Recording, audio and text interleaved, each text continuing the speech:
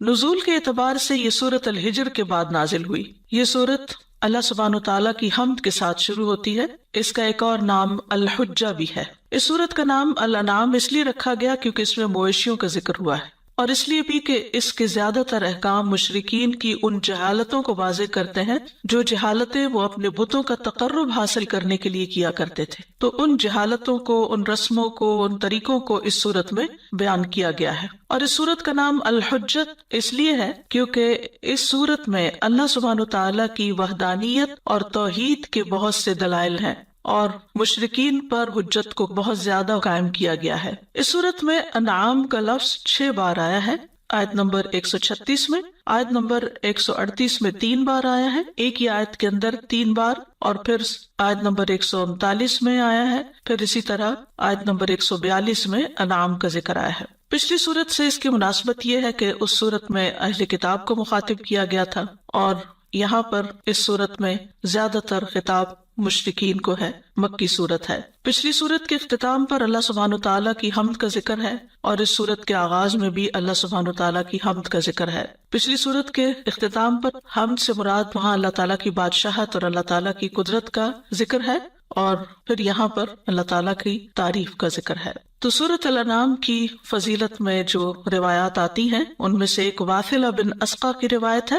وہ کہتے ہیں کہ نبی صلی اللہ علیہ وسلم نے فرمایا، مجھے تورات کی جگہ السبع الطوال دیا گیا ہے، یعنی 7 طویل صورتیں جن کا آغاز سورۃ البقرہ سے ہوتا ہے، اور زبور کی جگہ المئین، مئین کا مطلب ہے جو 100 آیات اور اس سے لگ بھگ آیتوں پر مشتمل ہے، اور انجیل کی جگہ المثانی دی گئی، اور مفصل صورتوں کے ساتھ مجھے فضیلت دی گئی ہے جو قرآن مجید کے آخر میں آتی ہے۔ حضرت عائشہ رضی اللہ تعالیٰ عنہا سے روایت ہے کہ رسول اللہ صلی اللہ علیہ وسلم نے فرمایا، جس نے قرآن کی پہلی 7 صورتیں سیکھ لیں وہ عالم ہے۔ یعنی الحمدللہ جو لوگ شروع سے سورۃ الفاتحہ سے لے کر پھر البقرہ، آل عمران اور ان صورتوں کو اچھی طرح پڑھ رہے ہیں، سمجھ رہے ہیں، ان کا ترجمہ یاد کر رہے ہیں، اور خاص طور پر جو لوگ باقاعدہ کورس کی شکل میں اس کو کر کے اسائنمنٹس بھی کرتے ہیں، تو یہ ان کے لیے ایک خوشخبری کی بات ہے، کیونکہ ان صورتوں کے پڑھنے سے اور ان کے احکام کو یاد کرنے سے انسان کے دین میں پختگی آتی ہے۔ تو ہماری کوشش یہی ہونی چاہیے کہ ہم قرآن مجید کا مطالعہ صرف کلاس کے لیکچر کے سننے کی حد تک نہ کریں،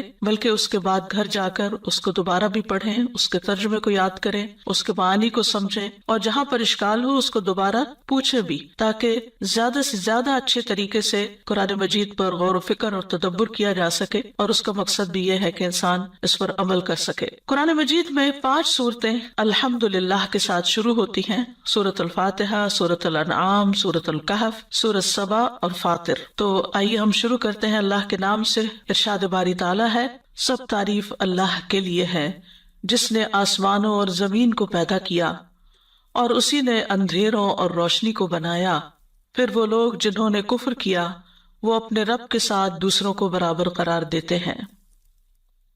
سورت کا آغاز الحمدللہ سے ہو رہا ہے۔ الحمدللہ، سب تعریف اللہ کے لیے۔ اس میں سب سے پہلے ال آتا ہے، اور مفسرین کہتے ہیں کہ یہاں ال استغراق کے لیے ہے۔ استغراق کا مطلب یہ ہے کہ ہر اعتبار سے تمام قسم کی حمد اللہ عز و جل کے لیے ثابت ہے۔ جیسے کوئی چیز غرق ہو جاتی ہے نا تو پورے اطراف سے ڈھانپ لی جاتی ہے، اور اللہ کے اس فرمان للہ میں لام یا تو اختصاص کے معنوں میں ہے، یعنی اللہ ہی کے لیے خاص ہے، یا استحقاق کے لیے ہے، یعنی حمد کا حقدار اللہ ہی ہے صرف۔ اور ان دونوں معنوں میں کوئی تضاد نہیں ہے، یعنی اب یہ بھی کہہ سکتے ہیں کہ ساری تعریفیں اللہ ہی کے لیے خاص ہے اور اللہ ہی ان کا حقدار ہے، یعنی اللہ سبحانہ تعالیٰ کے علاوہ باقی جو مخلوق ہے اس کی اگر کوئی تعریف کی جاتی ہے تو وہ جزوی وقتی، لیکن اس کے اندر وہ معنی شامل نہیں ہوتا جو اللہ تعالیٰ کی حمد کے لیے ہوتا ہے۔ بندوں کے لیے یا مخلوق کے لیے جب تعریف کا لفظ استعمال ہوتا ہے تو حمد کا نہیں ہوتا، وہ مدح کا ہوتا ہے۔ تو حمد اور مدح میں بھی فرق ہے۔ حمد جو ہے اس میں محبت اور تعظیم پائی جاتی ہے، یعنی کسی کی تعریف، مراد اللہ سبحانہ تعالیٰ ہی ہے، یعنی اللہ سبحانہ تعالیٰ کی تعریف کمال صفات کے ساتھ محبت اور تعظیم رکھتے ہوئے، یعنی ہم اللہ تعالیٰ کی تعریف کرتے ہیں اس کی ساری اچھی صفات کے کمال کے ساتھ کہ وہ ہر صفت میں کامل ہے، اور ہم اس تعریف میں محبت اور تعظیم دونوں رکھتے ہیں. یعنی حمد میں بنیادی طور پر تعریف کے اندر محبت اور تعظیم دونوں چیزیں شامل ہوتی ہیں، لیکن مدح میں یہ نہیں ہوتی. مدح میں جب کسی چیز کی تعریف کی جاتی ہے تو ضروری نہیں کہ آپ کو اس چیز سے کوئی محبت بھی ہو یا آپ کے دل میں اس کی کوئی بڑائی بھی ہو. مثلاً اگر آپ اس ٹیبل کی تعریف کرتے ہیں کہ بہت اچھا ہے، اس کا رنگ اچھا ہے، اس کا سائز اچھا ہے، جس مٹیریل سے بنا ہوا وہ اچھا ہے. کئی دفعہ انسان کسی بھی چیز کی تعریف کرتا ہے، کوئی اچھی چیز آپ دیکھتے ہیں، کوئی پھول دیکھتے ہیں، کوئی درخت دیکھتے ہیں، تو ان ساری چیزوں میں انسان تعریف تو کرتا ہے اس کی خوبی کی بنا پر،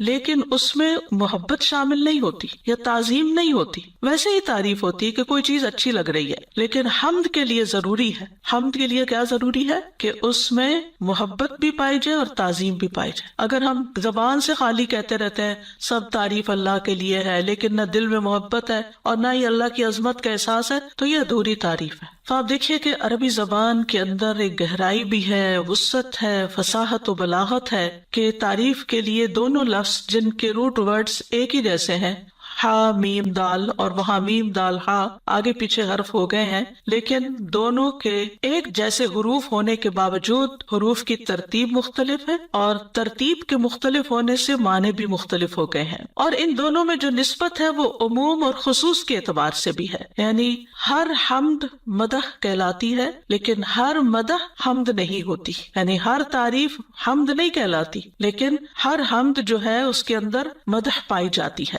بعض اوقات لوگ بادشاہوں کی مدح کرتے ہیں تو ضروری نہیں کہ ان کے دل میں ان کی عزت بھی ہو یا ان کی محبت بھی ہو، بعض اوقات ان سے کوئی فائدہ اٹھانے کے لیے ان کی خوشامد کر دیتے ہیں. پھر اسی طرح یہ ہے کہ حمد ان کاموں پر ہوتی ہے، یعنی کسی کی جب حمد کی جاتی ہے تو ان کاموں پر جو اس کے اختیاری افعال ہوتے ہیں، یعنی خود اس نے اپنے اختیار سے کیے ہوتے ہیں. اور مدح جو ہے وہ صرف اوصاف پر ہوتی ہے. مثلاً ایک پھول کی آپ تعریف کر رہے ہیں تو اس میں اس کا اپنا کوئی اختیار نہیں، اس کو بس ایسے بنا دیا گیا. ایک انسان کی شکل و صورت کی آپ تعریف کر رہے ہیں، اس کے کپڑوں کی تعریف کر رہے ہیں، تو وہ شکل و صورت اس کے اپنے اختیار میں نہیں تھی، اللہ نے وہ بنا دی. لیکن اللہ سبحانہ وتعالیٰ کی جب ہم تعریف کرتے ہیں تو اس کے جتنے بھی اوصاف ہیں، افعال ہیں، وہ اختیاری ہیں. یعنی اللہ سبحانہ وتعالیٰ نے جو کچھ کیا اپنی قدرت اور علم کی بنا پر کیا. تو اللہ سبحانہ وتعالیٰ نے اپنی تعریف کیوں کی ہے؟ یہاں پر کیوں آیا کہ الحمدللہ؟ اس لیے کہ بندوں کو تعلیم دی جائے، بندوں کو سکھانے کے لیے اللہ تعالیٰ نے ہمیں یہ لفظ سکھائے ہیں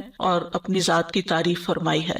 الحمدللہ الذی خلق، یعنی سب تعریف اللہ سبحانہ وتعالیٰ کے لیے ہے جس نے پیدا کیا. خلق یعنی ایجاد کیا، پہلے نہیں تھا. کیا؟ السماوات والارض، آسمانوں اور زمین کو. یعنی ویسے تو ہر چیز اللہ تعالیٰ کی بنائی ہوئی ہے، لیکن یہاں آسمانوں اور زمین کا ذکر کیوں ہے؟ جیسے سورۃ الفاتحہ میں رب العالمین کا ذکر ہے، عالمین، کیونکہ جب ہم آسمانوں اور زمین کا ذکر کر دیتے ہیں تو اس میں ساری چیزیں شامل ہو جاتی ہیں جو مخلوقات میں سے ہمیں نظر آتی ہیں. یعنی جو کچھ بھی تم دیکھتے ہو، تم جس چیز سے بھی فائدہ اٹھاتے ہو، وہ ساری کی ساری بڑی چیزیں ہوں یا چھوٹی، ان کا پیدا کرنے والا اللہ ہی ہے. گویا جس زمین پر تم بیٹھے ہو اور جس آسمان کی چھت کو تم دیکھتے ہو، یہ سب اسی کا ہے. اس لیے سب تعریف اسی کی جس نے ان سب کو بنایا. خلق السماوات والارض، اور کیا بنایا؟ وجعل الظلمات والنور، اور اندھیروں اور روشنی کو بنایا. جعل، وہاں خلق کا لفظ ہے،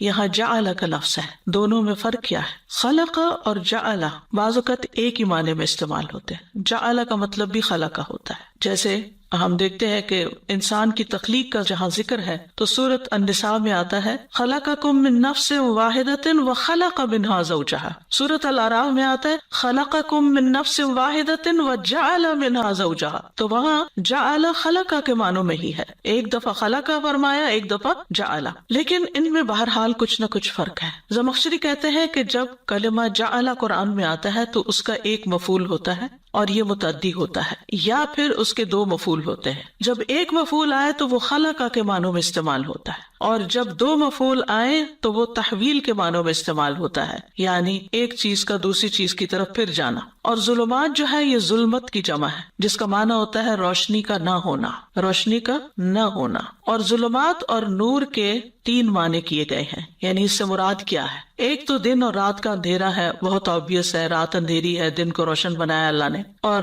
ظلمات سے مراد کفر اور نور سے مراد ایمان بھی لیا گیا ہے۔ پھر اسی طرح قتادہ کہتے ہیں کہ اللہ نے نور سے پہلے اندھیروں کا ذکر کیا ہے، کیونکہ اللہ نے اندھیروں کو نور سے پہلے پیدا کیا، اور ظلمات زیادہ ہیں اور نور ایک ہے، اس کو مفرد بیان کیا گیا کیونکہ اندھیرے زیادہ اور عام ہوتے ہیں اور نور ایک ہی ہوتا ہے۔ جتنے بھی اندھیرے ہوں ان کو ایک نور مٹانے کے لیے کافی ہوتا ہے۔ تو اللہ سبحانہ وتعالیٰ نے جو اندھیرے اور نور پیدا کیے تو اس سے مراد کیا ہے؟ رسول اللہ صلی اللہ علیہ وسلم نے فرمایا، بے شک اللہ عز و جل نے اپنی مخلوق کو اندھیرے میں پیدا کیا، پھر اسی دن ان پر نور ڈالا، جس پر وہ نور پڑ گیا وہ ہدایت پا گیا، اور جس پر وہ نور نہ پڑا وہ گمراہ ہو گیا۔ عمرو بن عاص کہتے ہیں، اسی وجہ سے میں کہتا ہوں کہ اللہ عز و جل کے علم کے مطابق قلم خشک ہو چکے ہیں، یعنی جو بندوں کی اس نے تقدیر بنائی، اور یہ اس کی حکمت ہے کہ اس نے کس کو نور سے نوازا اور کس کو نہیں۔ پھر اسی طرح بعض اور لوگوں نے بھی نور اور ظلمات کے معنی بیان کیے ہیں۔ وہ کہتے ہیں ظلمات سے مراد جسم ہے اور نور سے مراد روح ہے، یعنی جسم جو ہے وہ اندھیرے میں ہے، یعنی اندر خاص طور پر انسان کے اندھیرا ہی اندھیرا ہے، اس کا اسٹمک ہو، اس کا ہارٹ ہو، سارے اعضاء اندر کے جو ہے یعنی اسکن کے نیچے سب کچھ اندھیرے میں ہی ہے، لیکن روح جو ہے وہ نورانی چیز ہے۔ پھر اسی طرح ایک معنی یہ بھی کیا گیا کہ ظلمات سے مراد جسموں کے اعمال ہیں اور نور سے مراد دلوں کی مخفی باتیں ہیں۔ تیسرا معنی یہ کیا گیا کہ ظلمات سے مراد جہالت اور نور سے مراد علم ہے۔ تو ظلمات اور نور کے لیے خلق کی بجائے جعل کا لفظ لایا گیا، یعنی جعل الظلمات والنور۔ تو ایسا کیوں کیا گیا ہے؟ اس کی ایک وجہ یہ بتائی گئی کہ ایک ہی معنی کے لیے مختلف الفاظ اختیار کرنا یہ بلاغت کی علامت ہوتی ہے، یعنی کلام کی خوبصورتی کے لیے ریپیٹیشن نہیں کی گئی بلکہ الگ الگ لفظ لائے گئے۔ دوسری بات یہ ہے کہ اندھیرے اور نور ظاہری بھی ہیں، یعنی ہماری آنکھیں دیکھتی ہیں دونوں کو، اور حسی بھی، اس لیے یعنی محسوس بھی کرتے ہیں ہم، تو اس لیے خلق کے بجائے جعل کا لفظ آیا ہے۔ پھر اسی طرح یہ ہے کہ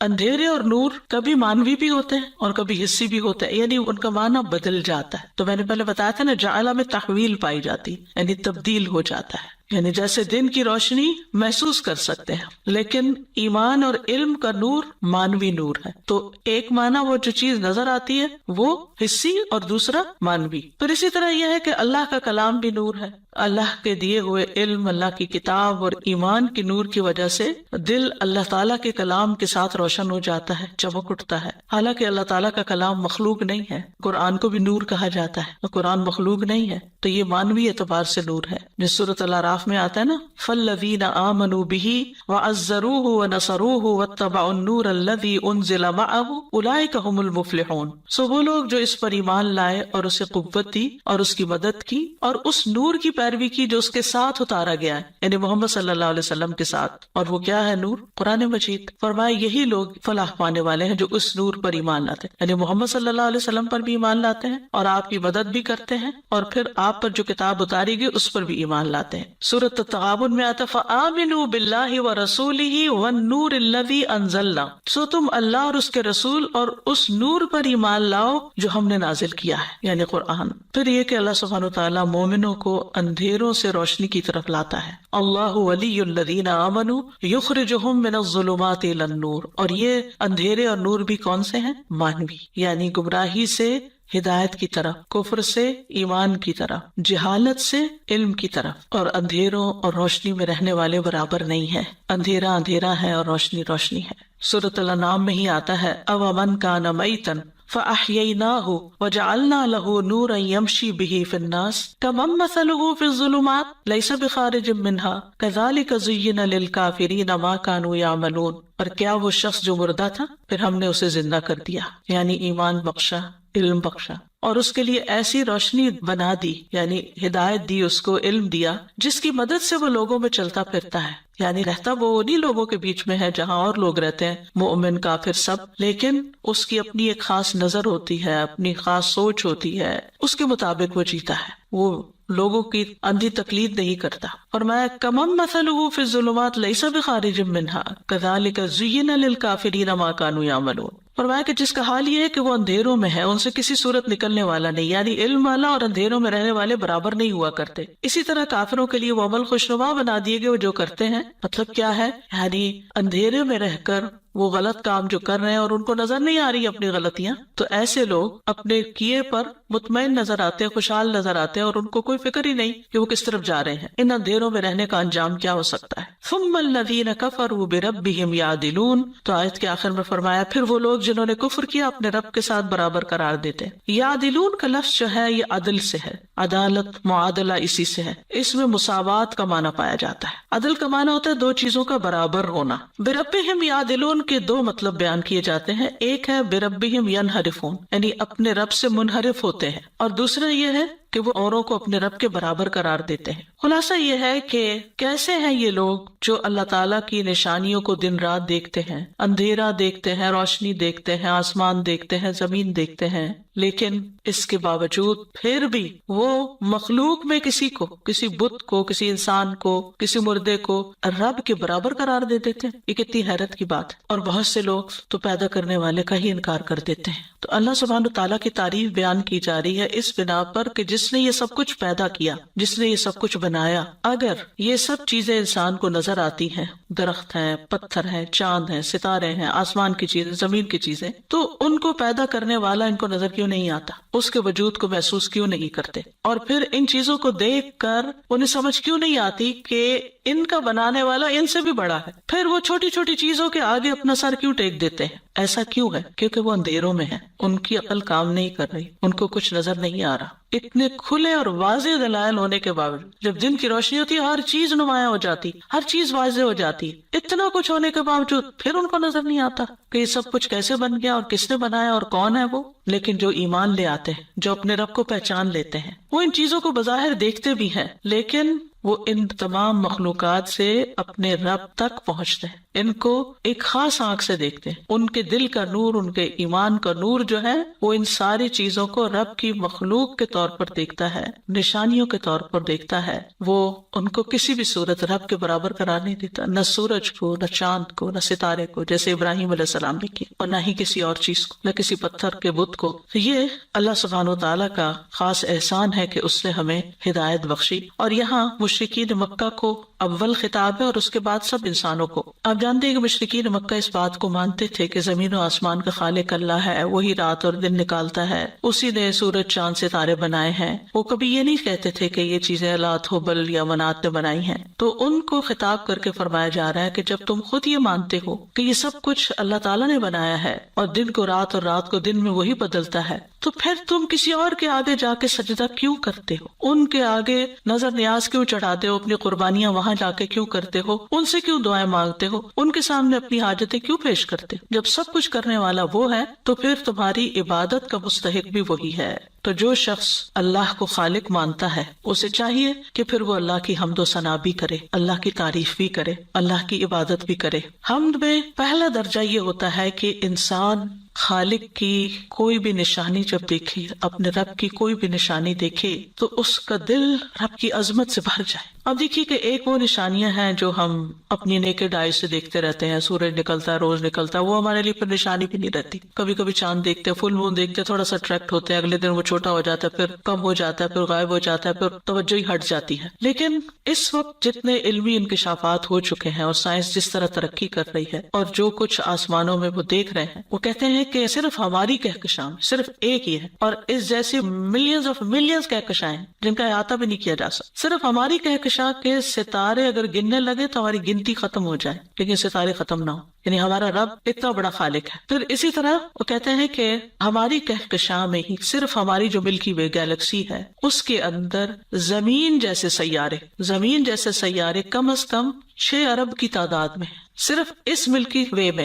اور یہ ان ملینز آف ملینز کے اندر سے ایک ملکی وے، اور اس ایک ملکی وے کے اندر ہماری زمین جیسے سیارے، اور ہماری زمین جیسے مراد کیا ہے؟ ایسا سیارہ جس کا نظام شمسی جیسا نظام ہو، جیسے ہمارا سولر سسٹم ہے، اس نظام میں چند اور سیارے ہوں جو اپنے اپنے مدار میں اس نظام کے سورج کے گرد گردش کرتے ہوں۔ ہماری زمین جیسے سیارے کا سورج سے تقریباً اتنا ہی فاصلہ ہو جتنا ہماری زمین کا، اور سیارے کا قطر بھی یعنی اس کا سائز بھی ہماری زمین کے قریب ہو، اور اس سیارے میں چٹانیں بھی اور میدان بھی ہوں، یعنی جیسی ہماری زمین ہے اپنی ساخت کے اعتبار سے، ضروری نہیں کہ وہاں لائف ہو، ساخت کے اعتبار سے، سائز میں اور اس کے جو میک ہے اس میں، اور پھر سولر سسٹم کے اندر، اور پھر اس کا سورج سے اتنا ہی فاصلہ، اس اعتبار سے 6 ارب اور سولر سسٹم کہہ لیں اور زمینیں کہہ لیں یا سیارے کہہ لیں، اور جو ہماری گیلیکسی ہے نا اس کا سائز ایک ڈاٹ کی طرح سمجھیں ساری گیلیکسیز کے اندر، اور اس میں پھر ہمارا سولر سسٹم ایک ذرے کے برابر، تو آپ دیکھیے ہماری زمین کہاں جاتی ہے، پھر اس میں ہم کہاں ہیں اور ہم کیا چیز ہیں جو اس زمین کی مٹی سے بنے، پھر بھی اتنا کبر کہ اپنے رب کو نہ پہچانے اور اس کو نہ جانے۔ بہرحال اگر آپ لوگ اس میں انٹرسٹڈ ہو تو آپ ضرور اس چیز کا مطالعہ کیا کریں کہ اللہ سبحانہ وتعالیٰ نے کیا کچھ بنایا، اور یہ تو 2020 کی اپڈیٹ تھی جس سے میں نے لیا ہے، اس کے بعد بھی کئی چیزیں مزید سامنے آ چکی ہیں، اور جس طرح خلا میں تحقیقات ہو رہی ہیں مستقل طور پر، ایسے ایسے انکشافات ہو رہے ہیں کہ انسان کی عقل حیران ہو جاتی، یعنی ہماری تو عقل میں وہ چیزیں آ بھی نہیں سکتی کہ جو کچھ اللہ سبحانہ وتعالیٰ نے بنایا ہے۔ تو اگر ستاروں کو گنتے ہوئے ہماری گنتی ختم ہو رہی ہے تو پھر اللہ سبحانہ وتعالیٰ کی ذات ہمارے ادراک میں کیسے آ سکتی؟ لا تدرکہ الابصار، تم اس قابل ہی نہیں کہ اس کو دیکھ سکو، تمہارے اندر وہ کیپیسٹی ہی نہیں کہ تم اس کو دیکھ سکو، لیکن اس کی نشانیاں ہر طرف تمہیں نظر آ رہی۔ خلق السماوات والارض، اس لیے اس کو پہچانو۔ تو سورت کے شروع میں سب سے پہلے اللہ تعالیٰ کی پہچان کرائی گئی ہے اور کائنات کی نشانیوں کے ذریعے توجہ دلائی گئی ہے کہ تم اس کی تعریف۔ تو آسمان و زمین کی تخلیق کی ابتدا اور انتہا میں اللہ ہی کی تعریف ہے، اسی لیے ابتدا میں بھی خلقہ کے ساتھ بھی حمد ہے، اور جب یہ سب کچھ ختم ہو جائے گا تو کیا ہوگا؟ سورۃ زمر کے آخر میں آتا ہے وَتَرَى الْمَلَائِكَةَ حَافِّينَ مِنْ حَوْلِ الْعَرْشِ يُسَبِّحُونَ بِحَمْدِ رَبِّهِمْ وَقُضِيَ بَيْنَهُمْ بِالْحَقِّ وَقِيلَ الْحَمْدُ لِلَّهِ رَبِّ الْعَالَمِينَ۔ جب سارا کچھ ختم ہو جائے گا، یعنی تخلیق ہوئی تو حمد، اور جب سب کچھ ختم ہو جائے گا تو بھی اللہ کی حمد ہوگی۔ كُلُّ مَنْ عَلَيْهَا فَانٍ، ہماری کوئی ہستی نہیں ہے، ہم کچھ نہیں ہے، ہاں اگر ہم رب کی سچے دل کے ساتھ، خلوص کے ساتھ عبادت کرے اور اس کے بندے بن جائیں تو پھر اس نے ہمارے لیے بہت بڑا انعام تیار کر کے رکھا ہے، جنت جیسا، لیکن اس کی بڑی قیمت ہے۔ جیسے دنیا کی نعمتوں کی قیمت دینی پڑتی ہے، کسی گروسری سٹور میں چلے جائیں، کچھ اور لینے کے لیے چلے جائیں تو آپ کو قیمت ادا کرنی پڑتی ہے اس کی، تو جنت ان سب چیزوں سے مہنگی ہے جو دنیا میں پائی جاتی ہیں۔ تو دنیا کی چیزوں کے لیے تو ہم کتنی محنت کرتے ہیں اور اس کے لیے مال کماتے بھی ہیں اور خریدتے بھی ہیں اور بیچتے بھی ہیں اور سب کچھ کرتے ہیں، لیکن اللہ نے مومنوں سے جنت کا سودا کر رکھا، ان اللہ اشتری من المؤمنین انفسهم واموالهم بان لهم الجنہ۔ تو ہمیں جنت کا خریدار بھی بننا ہے، تو اس کے لیے پھر محنت بھی کرنی ہے، کوشش بھی کرنی ہے، اور وہ کوشش شروع ہوتی ہے نقطۂ آغاز علم حاصل کرنے سے۔ اگر آپ یہ آیت نہ پڑھیں تو آپ کے دل میں اللہ کی عظمت کا احساس کیسے پیدا ہو؟ گھر بیٹھے تو نہیں پیدا ہو سکتا، کچھ پڑھے بغیر، کچھ جانے بغیر تو نہیں ہو سکتا۔ یہ باتیں ہم نے کتنی دفعہ بھی پڑھ رکھی، پھر بھی ہمیں بار بار دہرائی کی ضرورت ہے، اس لیے کہ ہم جس دنیا میں رہتے ہیں یہ بہت غافل کر دینے والی، ہم صرف مادی چیزوں کو دیکھتے رہتے ہیں اور انہی میں کھو جاتے ہیں۔ تو یاد رکھیے جو کچھ بھی اللہ نے پیدا کیا ہے تو پہلا نقطہ کیا ہے کہ ہمارے دل میں اس کا احساس پیدا ہو، اللہ اکبر، بے اختیار نکلے اللہ اکبر، یہ اللہ نے بنایا ہے، اتنا کچھ بنایا ہے، ایسا ایسا بنایا ہے، اور ہمارا دل محبت سے بھر جائے اور اس کی عظمت سے بھر جائے، یہ حمد ہے۔ پھر یہ کہ ہماری زبان بولنا شروع کر دے اس کی تعریف میں، ہم لوگوں کی تعریف کرتے ہوئے، چیزوں کی تعریف کرتے ہوئے، اپنی تعریف کرتے ہوئے نہیں تھکتے، لیکن اللہ کی تعریف کتنی کرتے ہیں، کیا بولتے ہیں، کتنا بولتے ہیں، کتنی تسبیح کرتے ہیں، کتنا ذکر کرتے ہیں، اور وہ ذکر بھی کرتے ہیں تو صرف زبانی گردش کرتے رہتے ہیں، دھیان کہیں اور ہی ہوتا ہے۔ تو یہ اگلا درجہ ہے، پہلا درجہ ہے محبت اور تعظیم کا، اگلا درجہ اس محبت کا اظہار زبان سے کرنا، اور تیسرا درجہ کیا ہے کہ ہم اس کے اظہار کے لیے پھر اپنے قدم اٹھا کے نیکی کے کام کی طرف بڑھیں، عملی شکر، عملی تعریف، جیسے نماز میں کھڑے ہوں، جیسے ہم علم حاصل کرنے کے لیے نکلیں۔ تو یہ ایک طرح سے عمل سے شکر اور عملی طور پر اللہ کی حمد ہے کہ اللہ تعالیٰ ہم آپ سے محبت کرتے ہیں، اس لیے آپ کی محبت میں سارے کام کر رہے ہیں۔ اسی لیے بعض اللہ کے مقرب بندے کہا کرتے تھے کہ ہمیں رات سے اس لیے محبت ہے کہ اس میں ہم اللہ کی عبادت کرتے ہیں اور دن اللہ کے بندوں کی خدمت کرتے ہیں۔ تو یہ دونوں طریقے ہیں اللہ کی عملی طور پر تعریف اور شکر بجا لانے کی، کہ واقعی جو تو نے ہمیں نعمتیں دی ہیں، کیونکہ ہمارے پاس جو کچھ بھی ہے اللہ ہی کا دیا ہو، کیونکہ سب کچھ بنایا جو اللہ نے، تو سب سے پہلا تو حق اسی کا نا جو اس کا اونر ہے، خالق، مالک، مدبر۔ تو پھر جب سب کچھ دیا اس نے ہے تو سب سے زیادہ پھر لحاظ بھی اس کا، جھکنا بھی اس کے آگے، تعریف بھی اس کی، شکر بھی اس کا، اور پھر یہ کہ اس بات پہ تعریف کہ وہ ہر نقص اور عیب سے پاک ہے اور اس کے بارے میں دل میں کوئی بدگمانی بھی نہ ہو ہمارے، اس کے فیصلوں پر بھی ہم راضی، اور جو جسمانی روحانی نعمتیں اس نے عطا کی ہے سب پر تعریف، یعنی صرف کھانے پینے کی نعمتوں پر ہی نہیں بلکہ قرآن کی نعمت پر، دین کی نعمت پر، ایمان کی نعمت پر، علم کی نعمت پر، علم کی مجالس کی نعمت پر، ان سب چیزوں پر بھی اللہ سبحانہ وتعالیٰ کا شکر۔ الحمدللہ الذی انزل علی عبدہ الکتاب، سب تعریف اللہ کے لیے جس نے اپنے بندے پر کتاب اتاری۔